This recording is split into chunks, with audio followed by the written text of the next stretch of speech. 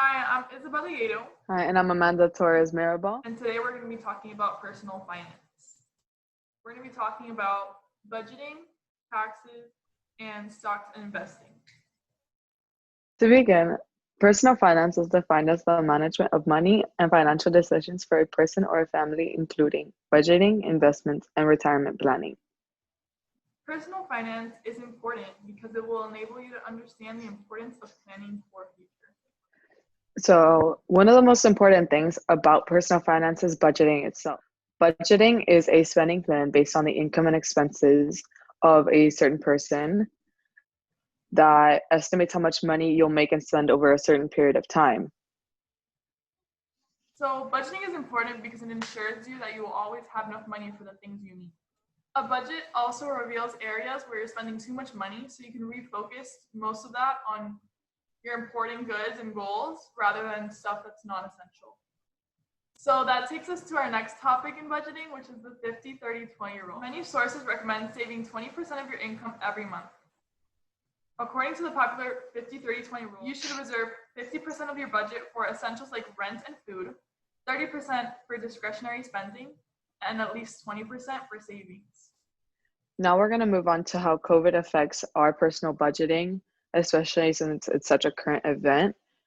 There is no denying that COVID-19 will have short and long-term effects on our economy, and many reevaluate their personal finances due to this. Personal budgets have depleted during COVID-19, and because of that, budgets were used to pay for disinfecting products, masks, toilet paper, and groceries in bulk, all in order to avoid exposure to the virus. So this is all the information we do have on budgeting. Now we'll be moving on to taxes. Hi, I'm Amanda Torres. We're here with Mr. Parsons today. So we're here with Mr. Willems, and we're gonna ask him a few questions about taxes. Just taxes? Yeah. So at what age would you say you actually understood taxes? At what age did I understand taxes? At what age did I understand taxes? Probably the first time was probably age 16 or 17. I tried to fill one out with my dad. I would say probably when I was in high school. I mean, obviously had to start doing taxes when I had a pretty decent part-time job. I remember sitting down with my dad and trying to figure out some of the tax. I think the first time that I fully understood it was my first year actually working at Divine Savior Academy. Because before that, my dad would usually fill them out for me. And so I would have been probably almost 26. What does your tax preparation process look like? So my preparation for taxes is basically trying to set aside a certain amount of money every month to just be able to have that money in time to pay your taxes by whatever April 15th. I usually try to get my taxes taken care of by probably late February. Today on my tax preparation, a lot of it is just gathering documents and keeping records of expenses that I've had during the year. And then it does take a lot of time to get all those documents organized and make sure that they're easy for my accountant to go through them. Okay, and then do you do your own taxes? I do not do my own taxes. So I don't do my own taxes. The reason I don't do my taxes is usually it's during tennis season, which is the busiest time of the year for me here at school and in life. And so if I was trying to do taxes, it would take me multiple hours to get them all done and done correctly. When I was teaching back in Nebraska, I actually kind of indirectly met somebody who basically does taxes. I worked with her because she understood everything that I needed to do for, just kind of understanding all the preparations for being a minister of the gospel as qualified by the government, some other things called parsonage allowance stuff. And so she understood all that. And so she helped me with my taxes back probably, oh my goodness, probably around 15 years ago.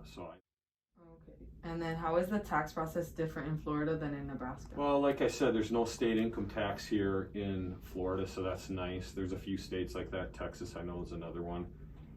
So that's obviously an advantage for being here, but otherwise that's really the only thing. I mean, when it comes to paying your taxes, there's other tax things that you have to worry about as well, like property taxes and whatnot. But as far as paying your taxes, that's really the only difference is your state income tax that we don't have here in Florida. Okay, thank you so much. All right, perfect. Okay, so how do taxes in China differ from those here? Ooh, that's a good question because I asked a lot of friends in China about taxes, and I got so many varying responses on them that I got more confused about taxes in China than here in the United States. I even had a friend who was an accountant in China, and he said they're pretty complex how things work. So I'm gonna kind of defer on that question a little bit because I never got a really good answer about taxes in China. Okay, I think that's everything. Thank you so much. Hi everybody, I'm here with Mr. Jeremy Dacker and I'm going to ask him a few questions about stocks and investing. What age did you begin investing and what sparked your interest in stocks? I started investing about 25 years old, 26. It really was a simple fact that anyone that had money, anyone that had a lot of money, they just seemed to be in the stock market. So I really explored all the things that had to do with that and as to why they had their money in the market. Just kept on looking into it and I found out it's something that I liked and got into it. What are your long-term goals with investing? So my long-term goals obviously is to set up a foundation for the future.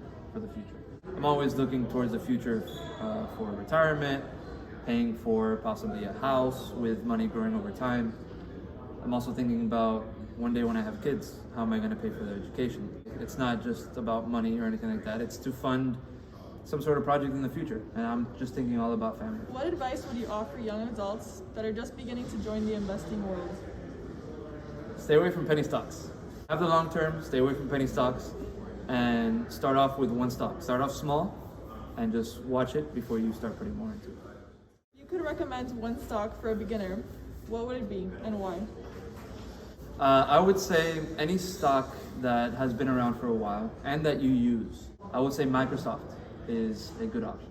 Microsoft has very low volatility. They do pay a dividend, which means that they are giving back to their stockholders, but they just have a wide range of products and they also have a big growth capacity with cloud computing and all that. What kind of stocks should a beginner avoid?